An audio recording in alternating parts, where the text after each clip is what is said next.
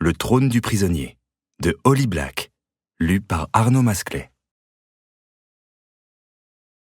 Le froid de la prison mord Chêne jusqu'à l'os, et l'horrible odeur du fer lui irrite la gorge. La bride qui lui enserre les joues lui rappelle qu'il est contraint d'obéir, plus encore que s'il était enchaîné. Mais le pire, c'est la peur que lui inspire ce qui l'attend. Un effroi si grand qu'il aimerait mieux que la suite arrive pour ne plus la redouter.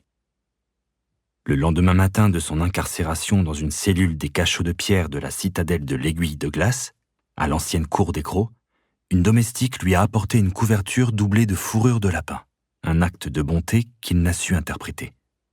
Hélas, il a beau s'enrouler dedans, elle lui tient à peine chaud. On lui apporte à manger 2 fois par jour. De l'eau, souvent gelée en surface. De la soupe, assez chaude pour lui procurer un peu de réconfort pendant une petite heure. Après tout ce temps, il craint que, plutôt qu'on ait décidé de remettre à plus tard les tourments qu'on lui réserve, comme on garde pour la fin un morceau particulièrement savoureux en le mettant sur le côté de son assiette, on l'ait simplement oublié. Une fois, il a cru reconnaître l'ombre de Vraine qui l'observait de loin. Il l'a appelée, mais elle n'a pas répondu.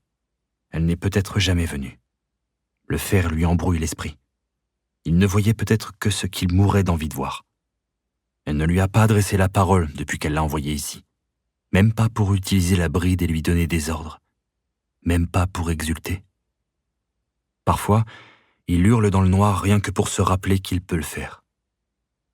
Ces cachots ont été conçus pour étouffer les cris. Personne ne vient. Aujourd'hui, il s'époumonne jusqu'à ce que sa voix s'éraille, puis il s'affale contre un mur. Il aimerait pouvoir se raconter une histoire, mais il ne parvient pas à se convaincre qu'il est un prince courageux qui subit un revers au cours d'une quête audacieuse, ni qu'il est l'amant ombrageux et maudit qu'il a tant de fois joué dans le passé, ni même qu'il est le frère et le fils loyal qu'il comptait être en quittant Domelf. En tout cas, il n'est certainement pas un héros. Dans le couloir, le pas lourd d'un garde l'incite à se redresser sur ses sabots. C'est Strone, un faucon. Le prince l'a déjà entendu se plaindre à l'entrée des cachots. L'homme ne se rendait pas compte que sa voix portait. C'est un individu ambitieux, que le devoir monotone lié à sa fonction ennuie, et qui est impatient de pouvoir montrer à Vraine, la nouvelle reine, de quoi il est capable. Vraine, dont Strone ne cesse de louer la beauté. Chêne le déteste. « Toi, là !» lui lance le faucon en se rapprochant. « Tais-toi avant que ce soit moi qui te fasse taire !» Ah, comprend le prince. Le garde s'ennuie au point qu'il cherche l'affrontement. « J'essaie seulement de conférer à ces cachots une atmosphère plus authentique, » se justifie le prince. « Que serait cet endroit sans les cris de ceux qu'on y tourmente ? Fils de traître, tu as une autre opinion de toi-même, mais tu ignores tout des tourments. » Le rabrousse Strone, avant de donner un coup du talon de sa botte dans les barreaux de fer, les faisant résonner. « Mais ça va venir, bientôt tu sauras. Tu devrais économiser tes cris. » Fils de traître.